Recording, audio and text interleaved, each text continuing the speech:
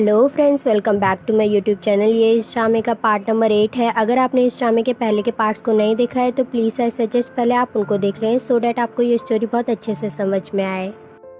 इस पार्ट की स्टार्टिंग में हमें यूफिंग को दिखाया जाता है जो कि घर पहुंचा होता है। उसका इंतज़ार यांगुओ कर रही होती है उसी के घर पर। यूफिंग को आते हुए यांगुओ बोलती है मुझे आपसे बहुत इंपॉर्टेंट बात करना है। तो यहाँ पर उसे यूफिंग रोकते हुए बोलता है मुझे आपसे कोई बात नहीं करनी है। तो यहाँ पर यांगुओ से बोलती है मुझे बच्चों के रिलेटेड बहुत इंपॉर्टेंट बात करनी है तुमसे। बच्चों का स्कूल में कोई इवेंट होता है उसी के रिलेटेड यांगुओ यूफिंग को कन्विंस करना चाहती थी कि वो ज़रूर से उनका इवेंट देखने स्कूल जाए। यहाँ पर यूफिंग यांगुओ को रिप्लाई देता है अगर मेरे पास टाइम होगा तो मैं ज़रूर से आ जाऊँगा, अगर मेरे पास टाइम नहीं होगा तो मैं यहाँ नहीं आ पाऊँगा। इतने में यांगुओ उसे सुना देती है, कहती है बच्चों के तुम गार्डियन हो, तुम्हारी रिस्पॉन्सिबिलिटी बनती है उनके प्रति कुछ, तुम उसको निभाना क्यों नहीं जानते हो। तो यहाँ पर यूफिंग को गुस्सा आ जाता है और बोलता है तुम अपने काम से काम रखो। तो यांगुओ यहाँ पर बोलती है कि अगर उनके पेरेंट्स होते तो वो भी उनका इवेंट अटेंड करते।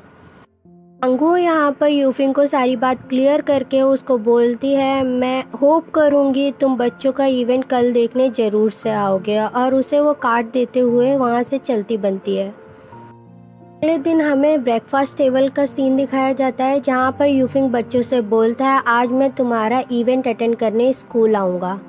इतना ही सुनने की देर थी, बच्चों को यकीन नहीं होता है। वो यूफिंग को घूर घूर के देखने लगते हैं कि यूफिंग कैसे आ सकता है स्कूल में, जिसने कभी भी आज तक स्कूल अटेंड ही नहीं किया उनका गार्डियन बन के, वो आज कैसे इवेंट अटेंड कर सकता है। यहाँ पर यांगुओ उनको हैप्पी होने के लिए बोलती है और बोलती है आज तुम्हारे चाचा तुम्हारा इवेंट अटेंड करने आएंगे, तुम खुश नहीं हो। यहाँ पर छोटा वाला बच्चा बहुत ज़्यादा खुश फील करता है। यहाँ पर बच्ची अपने भाई को बोलती है इतना खुश होने की जरूरत नहीं है, हमें पता है ये झूठा प्रॉमिस कर रहे हैं, ये ज़रूर से नहीं आएंगे, बाद में अपना प्रॉमिस ज़रूर से तोड़ेंगे। बस इतना ही सुनने की देर थी कि यूफिंग यांगुओ को कॉल करके आज की सारी मीटिंग कैंसिल करने के लिए बोलता है। यांगुओ और बच्चे दोनों ही यूफिंग का बदला बदला अंदाज देखकर बहुत ज़्यादा खुश हो जाते हैं और वो अटेंड करने आएगा इवेंट इस बात पे एंजॉय करने लगते हैं। यहाँ पर छोटी वाली बच्ची भी स्माइल करने लगती है। जाते जाते यांगुओ फिर से दोबारा यूफिंग को थैंक यू करते हुए जाती है। दूसरे सीन में हमें दिखाते हैं यांगुओ और बच्चे स्कूल की तरफ जा रहे होते हैं। यहाँ पर यांगुओ से बच्ची दोबारा बोलती है कि हमें नहीं लगता है चाचू हम लोगों का इवेंट देखने आएंगे। तो यहाँ पर यांगुओ से बोलती है कि अगर ऐसा हुआ तो मैं अगले 10 दिन तक जो भी तुम बोलोगी वो काम करूँगी। बस इतना ही सुनने की देर थी कि ये दोनों एक दूसरे के साथ बेट लगा लेते हैं इस बात पर। अगले सीन में हमें दिखाते हैं यूफिंग बच्चों का इवेंट जेन्युइनली अटेंड करना चाहता था, इसलिए बार बार वो घड़ी की तरफ देख रहा था।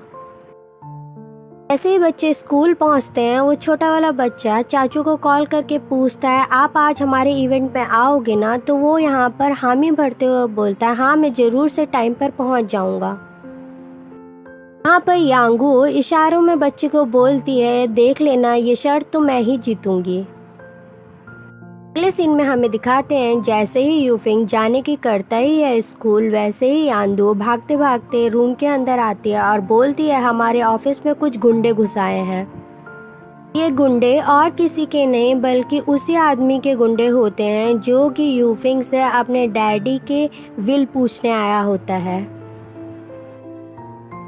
ये गुंडे यूफिंग के ऑफिस में बहुत सारा तहस नहस मचाकर वहां से चले जाते हैं। यूफिंग इसी चक्कर में स्कूल टाइम पर नहीं पहुंच पाता है। दूसरे सीन में हमें दिखाते हैं यांगुओ और बच्चे स्कूल में यूफिंग का इंतजार कर रहे होते हैं बहुत देर से। अब बच्चों ने भी उम्मीद छोड़ दी होती है कि यूफिंग उनके स्कूल में इवेंट अटेंड करने आएगा। यूफिंग के ऑफिस पुलिस पहुंची होती है और इन्वेस्टिगेशन में यूफिंग को और देर हो जाती है, वो इवेंट एंड होने तक स्कूल नहीं पहुंच पाता है। वहीं पर ऑफिस के कुछ कुलीग टीवी चला देते हैं और यूफिंग को दिखाते हैं कि कैसे हुई फैंग का एक बॉयफ्रेंड है जो कि उसी की मूवी का डायरेक्टर है। इतना ही सुनने की देर थी कि यूफिंग को और ज़्यादा डीमोटिवेटेड फील होने लगता है। यहाँ पर यांगुओ जब ये सब देखती है तो वो ऑफिस वर्कर्स को बोलती है तुम लोगों को कोई काम धंधा नहीं है क्या। दूसरे सीन में हमें दिखाते हैं यांदू हाथ पैर धोकर तैयार खड़ी होती है कि कैसे वो यूफिंग को सुनाएगी। जैसे ही यूफिंग आता है यांगू उसके ऊपर बरस पड़ती है और बहुत ज़्यादा गुस्सा करने लगती है। यहाँ पर यूफिंग यांगुओ को कोई भी सच्चाई नहीं बताता है कि उसके ऑफिस में आज क्या क्या हुआ, बस चुपचाप खड़े हुए यांगुओ की सारी बातें सुन रहा होता है। जब यांगुओ बहुत ज़्यादा सुनाने लगती है तो यहाँ पर यूफिंग बोलता है, मैंने उन लोगों को प्रॉमिस नहीं किया था, ऑफिस में कुछ काम आ गया था इसलिए मैं आ नहीं पाया। तो बस इतना ही सुनने की देर थी। यांगुओ को और ज़्यादा गुस्सा आ जाता है और बोलती है अगर उनके पेरेंट्स होते तो उनका इवेंट अटेंड करने ज़रूर से आते। यांगुओ जब यूफिंग को बहुत कुछ सुनाई ही रही होती है उतने देर में यूफिंग को पेट में दर्द हो जाता है और वो नीचे गिर जाता है। पहले तो यांगुओ को लगता है कि यूफिंग उसकी डांट से बचने के लिए बहाना बना रहा है। थोड़ी देर बाद यांगुओ को रियलाइज़ होता है नहीं, यूफिंग बहाना नहीं बना रहा है, उसके जेन्युइनली पेट में बहुत ज़्यादा दर्द हो रहा है। तो वो उसकी मेडिसिन लेने जाती है। यहाँ पर यूफिंग की तबीयत बहुत ज़्यादा ख़राब हो जाती है तो यांगुओ उसको हॉस्पिटल लेके जाती है और वहाँ पर उसको एडमिट कराती है। सारे टेस्ट हो जाने के बाद यूफिंग को रेस्ट करने के लिए डॉक्टर बोल के जाता है। यांगुओ उसका केयर कर रही होती है। वहीं दूसरे सीन में हमें दिखाते हैं कि यांगुओ के पास यांदुओ का कॉल आता है और यांदुओ उसे बताती है कि आज यूफिंग का दिन कितना गंदा गया है। पहले तो यांदुओ बताती है यांगुओ को कि आज बहुत सारे गुंडे आ गए थे उनके ऑफिस में और कैसे उन लोगों ने ऑफिस में तहस नहस मचा दिया था। और दूसरा वो बताती है कि कैसे हुई फैंग का किसी के साथ अफेयर चल रहा है। ये सब सारी बातें जानकर यांगुओ को अपनी बोले हुए वर्ड्स पर रिग्रेट फील होने लगता है। वहीं दूसरे सीन में हमें दिखाते हैं यूफिंग को होश आ चुका होता है और वो यांदुओ और यांगुओ की सारी बातें पीछे लेटे हुए सुन रहा होता है। यांगुओ जैसे ही फ़ोन कट करके यूफिंग के पास आती है उसे बोलती है तुम मुझे बता नहीं सकते थे रियल रीज़न क्या है, तुम चुपचाप मेरी बातें क्यों सुन रहे थे। यांगुओ की ये सारी बातें यूफिंग आंखें बंद करके सुन रहा होता है। यहाँ पर यांगुओ को अपने बोले हुए वर्ड्स याद आने लगते हैं और वो रिग्रेट फील करने लगती है। अगर यूफिंग बार में उठेगा तो वो ज़रूर से उसे उसकी जॉब से निकाल देगा। यहाँ पर यांगुओ अपने मन में सोचती है काश कोई ऐसा मैजिक स्पेल होता है जिससे मैं यूफिंग की सारी मेमोरीज इरेज कर पाती, जो भी मैंने उसको वर्ड्स बोले थे वो सब गायब कर पाती। यहाँ पर यांगुओ अपनी हरकतों से बाज नहीं आती है और मैजिक स्पेल बोलना शुरू कर देती है यूफिंग के ऊपर। यहाँ पर जब यूफिंग ये सब सुन रहा होता है उसे भी हंसी आ रही होती है अंदर ही अंदर। यहाँ पर यूफिंग भी यांगुओ की हरकतों पे उसका साथ देता है और थोड़ी देर बाद अपनी आंखें खोलता है और यांगुओ से पूछता है मैं कहाँ हूँ, मैं कौन हूँ। इतना ही सुनने की देर थी यांगुओ हंसने लगती है और बोलती है मेरा मैजिक तो काम कर गया। यांगुओ की इन सारी हरकतों पर यूफिंग भी हंस रहा होता है और एंजॉय कर रहा होता है। दूसरे सीन में हमें यांगदुओ को दिखाया जाता है जो कि यांगुओ का गला पकड़ के बैठी होती है। बोलती है तेरी हिम्मत कैसे हुई यूफिंग को इतनी सारी बातें सुनाने की। वहीं यांगुओ बोल रही होती है मैंने तो बच्चों के लिए ये सब किया। तो यांगुओ बोलती है अगर इस चक्कर में यूफिंग ने तुझे जॉब से निकाल दिया तो मैं अब तेरा पैसा नहीं भरने वाली हूँ। जब यहाँ पर यांदुओ यांगुओ की हड्डियाँ चटका ही रही होती है उतनी देर में शोर सुनते हुए वो बच्ची बाहर निकल आती है और बोलती है तुम दोनों यहाँ पर क्या कर रहे हो। यहाँ पर यांगुओ उसे समझाने की कोशिश करती है कि क्यों आज यूफिंग उनके स्कूल में इवेंट अटेंड करने नहीं आ पाया था। यहाँ पर बच्ची यांगुओ की कोई भी बात नहीं सुनती है और बोलती है मुझे कोई भी एक्सक्यूज़ नहीं सुनना है तुम्हारा। दूसरे सीन में हमें दिखाते हैं यांगुओ यूफिंग के कुछ कपड़े लेकर हॉस्पिटल पहुंची होती है। यूफिंग को इतनी शांति से आराम करते हुए देख यांगुओ उसके पास आकर बैठ जाती है और उसकी आईब्रो और आईलैशेस के साथ खेलने लगती है और बोलती है ये कितना ज़्यादा हैंडसम है। यांगुओ यहाँ पर यूफिंग के सारे फीचर्स बहुत अच्छे से निहार रही होती है। बोलती है इसकी कितनी शार्प नोज़ है, कितने अच्छे अच्छे आई लैशेज़ है। थोड़ी देर बाद यांगुओ अपने आप को रियलाइज़ कराती है मुझे यूफिंग के बारे में ऐसा नहीं सोचना है, मुझे यूफिंग के प्यार में नहीं गिरना है। नो यांगुओ नो। अगले सीन में हमें दिखाते हैं यानदू जब बच्चों की केयर कर ही रही होती है, वहाँ पर केजोंग पहुँचा होता है। यानदू केजोंग को देखकर उस दिन का याद करने लगती है जब केजोंग ने उसकी हेल्प मांगी थी। अगले दिन हमें यूफिंग का सीन दिखाया जाता है जहाँ पर यूफिंग मॉर्निंग में उठ गया होता है और यांगू को अपने साथ ही सोता हुआ देखता है। वो देखता है यांगू ने उसका हाथ पकड़ रखा है और जैसे ही वो अपना हाथ दूर करने की कोशिश करता है यांगू से, वैसे ही यांगू उसका हाथ और टाइटली पकड़ लेती है और उसे थपथपाने लगती है। ये देखकर यूफिंग भी खुश फील कर रहा होता है। थोड़ी देर बाद रूम में नर्स पहुंची होती है। वो यूफिंग को बताती है आपकी गर्लफ्रेंड बहुत ज़्यादा केयरिंग है, इन्होंने पूरी रात आपकी बहुत अच्छे से केयर की है। नर्स के वर्ड सुनने के बाद यूफिंग को सारी बातें याद आने लगती हैं, कैसे यांगू उसको मिली थी, कैसे यांगू के साथ उसकी लड़ाई हुई थी एंड सो ऑन। और ये सब याद करके वो यांगू को निहार रहा होता है और बहुत खुश फील कर रहा होता है। यांगू को उठता देख यूफिंग उसके ऊपर गुस्सा करने लगता है, तुम्हारी हिम्मत कैसे हुई मेरे बगल में सोने के लिए, और तुमने मेरा हाथ कितने टाइट से पकड़ रखा था। यहाँ पर यांगू उसे बोलती है मुझसे गलती हो गई, मेरी आँख लग गई थी। यांगू रूम के बाहर आ जाती है और बोलती है ये कितना अजीब सा इंसान है, मैंने इसकी कितनी ज़्यादा मदद की, इसने एक भी बार मुझे थैंक यू भी नहीं बोला। दूसरे सीन में हमें दिखाते हैं यांगू बच्चों को लेकर स्कूल जा रही होती है। वैसे ही उनके बगल में एक कार आकर रुकती है और उसमें से एक आदमी उतरता है और बोलता है आपको इमरजेंसी में यूफिंग ने हॉस्पिटल बुलाया है बच्चों के साथ। यहाँ पर यांगू उन लोगों को रोकते हुए बोलती है मैं तो अभी यूफिंग से मिलके आई हूँ, वो बच्चों के साथ क्यों बुलाएगा हमको हॉस्पिटल में। तो यहाँ पर उनका बॉस उतर के आता है और बोलता है आपको विश्वास नहीं हो रहा है तो मैं आपको कॉल करवा के उनसे ही बात करवा सकता हूँ। यहाँ पर यांगू जैसे ही कॉल अटेंड करने पहुँचती है वैसे ही बच्चों के साथ साथ यांगू को भी किडनैप कर लिया जाता है। दूसरे सीन में हमें दिखाते हैं जब यूफिंग हॉस्पिटल में लेटे हुए काम कर ही रहा होता है तब उसका फोन बजता है और देखता है कि अननोन नंबर से कॉल आया है। यहाँ पर यानदुओ और केजोंग भी उसको देखने के लिए हॉस्पिटल पहुंचे होते हैं। यूफिंग के पास और किसी का नहीं उसी गुंडे का फोन आया होता है जिसने बच्चों का और यांगुओ का किडनैप किया होता है। पर वो गुंडा यूफिंग को बोलता है कि पुलिस को इन्फॉर्म करने की ज़रूरत भी मत करना, नहीं तो तुम अपने बच्चों को और इस नानी को कभी नहीं देख पाओगे। मैं जैसा बोलता जा रहा हूँ वैसे ही तुम मेरे इंस्ट्रक्शन को फॉलो करते जाओ। यूफिंग को पैनिक होते हुए देख यांदुओ यहाँ पर पूछ ही लेती है कि अगर आपको कोई प्रॉब्लम है तो मैं यहाँ पर हेल्प कर सकती हूँ आपकी।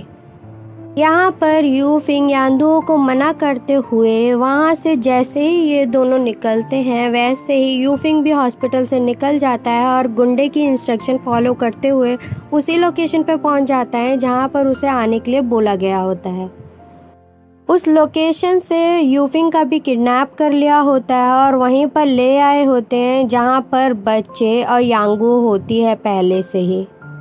यहाँ पर गुंडा अपने बॉस से यूफिंग की बात कराता है। यहाँ पर यांगू को बचाने के लिए और बच्चों को बचाने के लिए यूफिंग गुंडों से बोलता है कि मैं तुम्हारा असली गुनहगार हूँ, तुम बच्चों को और यांगू को यहाँ से जाने दो। यहाँ पर गुंडे जब यूफिंग की कोई भी बात नहीं मान रहे होते हैं तो यहाँ पर यूफिंग उन लोगों को पैसे का भी लालच देने की कोशिश करता है और अपनी तरफ करने की कोशिश करता है। इतना सब कुछ करने के बाद भी जब गुंडे नहीं मानते हैं तो यांगू को वो इशारे में बोलता है कि गुंडे से बोले कि मुझे वॉशरूम जाना है। यहाँ पर यांगू अपना दिमाग चलाती है और गुंडे से बोलती है कि मुझे वॉशरूम जाना है, इमरजेंसी है, मैं कंट्रोल नहीं कर पाऊंगी। जैसे ही गुंडा यांगू के पास आता है और उसे वॉशरूम के लिए ले जाने ही वाला होता है वैसे ही यूफिंग अपनी कुर्सी से उठता है और गुंडे को बहुत जोर से धक्का मार देता है। जैसे ही वो गुंडा जमीन पे लेटता है वैसे ही यांगू उसके ऊपर एक जोर से लात मारती है और उसे वहीं पर बेहोश कर देती है। ये सब वहाँ पर लेटे लेटे यूफिंग भी देख रहा होता है कि कैसे यांगू ने एक ही लात में उस गुंडे को बेहोश कर दिया है। दूसरे सीन में हमें दिखाते हैं यूफिंग बच्चों के साथ और यांगुओ के साथ वहाँ से बाहर निकल आया होता है। यहाँ पर यूफिंग बच्चों को समझाने की कोशिश करता है, अगर हम साथ में भागेंगे तो दोबारा पकड़े जाएंगे, इसलिए हमें रास्ता को डिवाइड करना होगा। तुम नॉर्थ की तरफ जाना, बच्चों से बोलता है, और तुम ईस्ट की तरफ, यांगुओ से बोलता है। यहाँ पर पता नहीं बच्ची को क्या याद आता है, वो दोबारा यूफिंग के पास भागते हुए आती है और बोलती है हम आपसे बहुत ज़्यादा प्यार करते हैं। ये सब पीछे खड़ी हुई यांगुओ भी सुन रही होती है। यहाँ पर यूफिंग भी बच्चों को टाइटली हग करते हुए बोलता है मैं भी तुम लोगों से बहुत ज़्यादा प्यार करता हूँ। यहाँ पर यूफिंग बच्चों को इंस्ट्रक्शन देता है कि कुछ भी हो जाए तुम दोबारा ढूंढने के लिए हम लोगों को वापस मत आना, जिस रास्ते पे तुम जा रहे हो उसी रास्ते पे आगे चलते चले जाना। मैंने पुलिस को कॉल कर दिया है, वो तुम लोगों को ढूंढ लेगी। यहाँ से यांगू और बच्चे तो भाग जाते हैं, मगर यूफिंग वहीं पीछे रह जाता है और उनके पीछे पीछे गुंडे भी वहाँ पहुँच जाते हैं। यूफिंग को दोबारा किडनैप करके दोबारा उसी पोजीशन पे गुंडे ले आए होते हैं। गुंडों ने यांगुओ को भी पकड़ लिया होता है और वो दोबारा यूफिंग के पास ही ले आए होते हैं यांगुओ को भी। यहाँ पर गुंडे चालाकी करते हैं और यूफिंग के मुंह में एक बॉम्ब रख देते हैं और उसको बोलते हैं अगर तूने अपना मुंह खोलने की कोशिश की तो ये बॉम्ब अपने आप फट जाएगा। बॉम्ब को यूफिंग के मुंह में फिट करके गुंडे सारे वहाँ के ताले खिड़की लगा के वहाँ से भाग जाते हैं। और यहाँ पर यांगू यूफिंग को समझाने की कोशिश करती है कि तुम्हें बच्चों के लिए ज़िंदा रहना है, इसलिए मुझे तुम ये बॉम्ब अपने मुंह से मेरे मुंह में ट्रांसफ़र कर दो ताकि मैं ये बॉम्ब दूर फेंक सकूँ। जब यूफिंग यांगुओ की कोई भी बात सुन नहीं रहा होता है तो यांगुओ यूफिंग के साथ ज़बरदस्ती करने लगती है और उसके मुंह से वो बॉम्ब अपने मुंह में ले लेती है और दोबारा बहुत ज़ोर से उस बॉम्ब को बाहर फेंक देती है। जैसे ही बॉम्ब बाहर जाके गिरता है वैसे ही बहुत बड़ा एक्सप्लोजन होता है। गुंडों को बाहर लगता है कि वो दोनों तो अभी तक मर चुके होंगे। दूसरे सीन में हमें दिखाते हैं यांगू और यूफिंग दोनों ही सही कंडीशन में बाहर आ चुके होते हैं और पुलिस भी वहां पहुंच गई होती है। थोड़ी देर बाद हमें दिखाते हैं यांगू की मैजिक बॉल खो चुकी होती है उस शेड के अंदर, तो यूफिंग भी उसे ढूंढवाने के लिए यांगू के पीछे पीछे वहां पहुंचा होता है। थोड़ी देर बाद बच्चे भी वहां पहुंच जाते हैं और उन बच्चों को देखकर यांगू और यूफिंग दोनों ही बहुत ज़्यादा खुश होते हैं और दोनों ही उन दोनों को हक कर लेते हैं। अगले सीन में हमें यूफिंग के घर का सीन दिखाया जाता है जहाँ पर ये लोग सेलिब्रेट कर रहे होते हैं यूफिंग और यांगुओ के सही सलामत लौट आने की खुशी में। यहाँ पर यांदू जब पूरा इंसिडेंट सुनने के लिए बोलती है तो यहाँ पर यांगुओ उसको पूरी बात डिटेल में बता रही होती है, कैसे किडनैपिंग हुई, कैसे उन लोगों ने यूफिंग के मुंह में बॉम्ब रख दिया था और कैसे यांगुओ ने उस बॉम्ब को बाहर फेंका। यांगुओ की ब्रेवरी के किस्से सुनकर सब लोग बहुत ज़्यादा खुश फील कर रहे होते हैं। थोड़ी देर बाद केजोंग रियलाइज़ करता है कि यूफिंग के मुंह में बॉम्ब रखा गया था तो यांगुओ उस बॉम्ब को बाहर कैसे फेंक सकती है। केजोंग जब इस बात को क्लियर करने के लिए यूफिंग से पूछने की कोशिश करता है तो यहाँ पर यूफिंग इस बात को निगलेक्ट करने के लिए गोल मोल बातें घुमाने लगता है। एक्चुअली यहाँ पर यूफिंग और यांगुओ दोनों ही अपनी आपस में हुई इनडायरेक्ट किस की बात को छुपाना चाहते थे।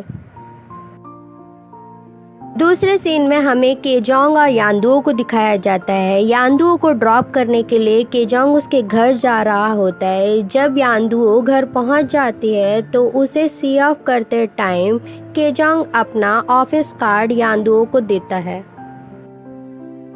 दूसरे सीन में हमें दिखाते हैं यूफिंग यांगुओ के पास आकर बोलता है तुमने मेरी इतनी ज़्यादा हेल्प की, तुम चाहती हो कुछ अगर मुझसे मांगना तो तुम मुझसे मांग सकती हो। दूसरे सीन में हमें दिखाते हैं यांगुओ ने यूफिंग से वंडर पार्क घूमने की इच्छा जाहिर की होती है, वो भी बच्चों के साथ। यहाँ पर यांगुओ भी यूफिंग को एनकरेज करने की कोशिश करती है कि आप भी हमारे साथ झूला झूल सकते हैं। यहाँ पर यूफिंग उसे मना करते हुए बोलता है तुम लोग आपस में एंजॉय करो, मैं यहीं पर ठीक हूँ। यूफिंग पीछे खड़ा हुआ यांगुओ की सारी हरकतें बहुत ध्यान से देख रहा होता है। यहाँ पर वो नोटिस करता है यांगुओ को बहुत ज़्यादा मीठा खाना पसंद है। दूसरे सीन में हमें यांदुओ को दिखाया जाता है जो कि अपनी पुरानी बुक को ही निहार रही होती है और कुछ सोच रही होती है। एक्चुअली बचपन में वो जंगल में खो चुकी होती है और किसी लड़के ने उसे जंगल से निकालने में बाहर हेल्प की होती है और वो बुक जो यांदुओ बार बार निहारती रहती है वो और किसी की नहीं, बचपन वाले बच्चे की ही होती है जिसने बारिश से बचने के लिए अपनी बुक यांदुओ को दे दी होती है उसे कवर करने के लिए। थोड़ी देर बाद यांदुओ नोटिस करती है जो कि कल रात केजोंग ने उसे काट दिया होता है और जो कि बुक के पीछे नाम मेंशन होता है वो लॉरेंस नाम होता है जो कि केजोंग का ही इंग्लिश नाम होता है। यांदुओ ये सब बातें क्लियर करने के लिए भागते भागते केजोंग के पास पहुंचती है। वहाँ पर केजोंग से पूछने की कोशिश करती है कि क्या तुम्हारा ही नाम लॉरेंस है। यहाँ पर केजोंग भी उसे हामी भरते हुए बोलता है हाँ मेरा ही नाम लॉरेंस है। इतना जानने के बाद यांदुओ लॉरेंस को कोई भी बात क्लियर नहीं करती है, वहाँ से जाने की करती है। वहीं दूसरे सीन में हमें दिखाते हैं बच्चों के साथ यांगुओ घर पहुँची होती है और बच्चों ने डिमांड की होती है कि आज हम रात में हॉरर फिल्म देखेंगे साथ में बैठकर। यहाँ पर बच्चों से ज़्यादा तो यूफिंग को डर लग रहा होता है। ये सब बातें यांगुओ भी नोटिस कर रही होती है। अगले सीन में हमें दूसरे दिन का सीन दिखाया जाता है जहाँ पर बच्चे अपनी मस्ती में स्कूल की तरफ जा ही रहे होते हैं। ये छोटा वाला बच्चा भागते भागते एक आंटी के पास जाकर टकरा जाता है। आंटी यहाँ पर बच्चे से उसका नाम पूछने की कोशिश करती है तो बड़ी वाली बच्ची उसके पास आके बोलती है मैंने तुझे कितने बार समझाया है ऐसे ही कभी भी किसी भी अननोन पर्सन से बात नहीं करते हैं। पीछे से यांगुओ आके उन आंटी से माफ़ी मांगते हुए बच्चों को स्कूल की तरफ ले जाती है। दूसरे सीन में हमें दिखाते हैं ये आंटी यूफिंग के पास पहुंची होती है। ये और कोई नहीं उन दोनों बच्चों की रियल मॉम ही होती है। आज यांगुओ भी यांदुओ से मिलने के लिए उसके ऑफिस पहुंची होती है। जैसे ही ऑफिस में उन आंटी को देखती है तो यहाँ पर यांगुओ यूफिंग को बताने की कोशिश करती है कि ये औरत तो हमें सुबह भी मिली थी। यहाँ पर यूफिंग भी समझ जाता है कि ज़रूर से वो बच्चों को ही देखने वहाँ गई होंगी। दूसरे सीन में यांगुओ को यूफिंग पूरी बात क्लियरली बता देता है कि उन बच्चों की मॉम उनकी कस्टडी यूफिंग से दोबारा लेना चाहती हैं। दूसरे सीन में हमें दिखाते हैं कि केजोंग रास्ते से जा ही रहा होता है तब वो नोटिस करता है कि यांगुओ को पॉपकॉर्न खाना भी बहुत पसंद है तो वो अपनी कार से उतरकर पॉपकॉर्न की दुकान पर पहुंचता है यांगुओ के लिए पॉपकॉर्न लेने के लिए। तब यूफिंग यांगुओ के लिए पॉपकॉर्न बनवा ही रहा होता है तब वो नोटिस करता है तोतो किसी लड़के की कार से उतरती है। यहाँ पर यूफिंग को शक हो जाता है तोतो के ऊपर कि यांगुओ से वो चीट कर रही है।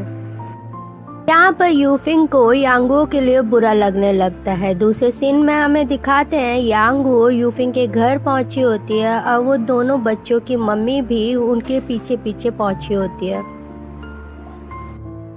यहाँ पर उनकी मम्मी यांगुओ से रिक्वेस्ट करती है उसे एक बार उनके बच्चों से मिलवाने के लिए। यहाँ पर पहले तो यांगुओ उस बात पे एग्री नहीं कर रही होती है मगर बाद में वो लास्ट टाइम एक बार मिलवाने के लिए एग्री कर जाती है। दूसरे सीन में हमें दिखाते हैं यूफिंग बच्चों को लेने स्कूल पहुंचा होता है और उसके पीछे पीछे यांगुओ भी पहुंची होती है। यहाँ पर यूफिंग यांगुओ से बोलता है मुझे लगता है तुम्हें कभी कभी रेस्ट भी ले लेना चाहिए और तोतो के साथ टाइम बिताना चाहिए। यहाँ पर यूफिंग यांगुओ को कोई भी बात तोतो के रिलेटेड साफ साफ तो नहीं बताता है। यहाँ पर यांगुओ भी उसको बात निगलेक्ट करने के लिए बोलती है। दूसरे सीन में हमें दिखाते हैं बच्चे भी पीछे से पहुँचे होते हैं और जब अपने चाचू को सामने देखते हैं तो वो बहुत खुश हो जाते हैं। यूफिंग बच्चों के बहाने यांगुओ को उसका फेवरेट पॉपकॉर्न देते हैं। यहाँ पर छोटी वाली बच्ची बहुत क्लेवरली बोलती है मुझे लगता है यांगुओ दीदी के लिए ही चाचू ने ये पॉपकॉर्न्स खरीदे हैं, जिसे देखकर यांगुओ भी बहुत ज़्यादा खुश हो जाती है। यहाँ पर यूफिंग बच्ची को चुप कराते हुए बोलता है ऐसा नहीं है, वो तो मैं तुम्हारे लिए चॉकलेट्स और टॉफीज खरीद रहा था। तब मुझे याद आ गया कि यांगुओ को पॉपकॉर्न खाना बहुत पसंद है, इसीलिए मैंने पॉपकॉर्न ले लिए। ये सारी हरकतें बच्ची समझ रही होती है, बोलती है मुझे समझ में आ रहा है। दूसरे सीन में हमें दिखाते हैं यांगो बच्चों को लेकर उनकी मम्मी के पास पहुंची होती है।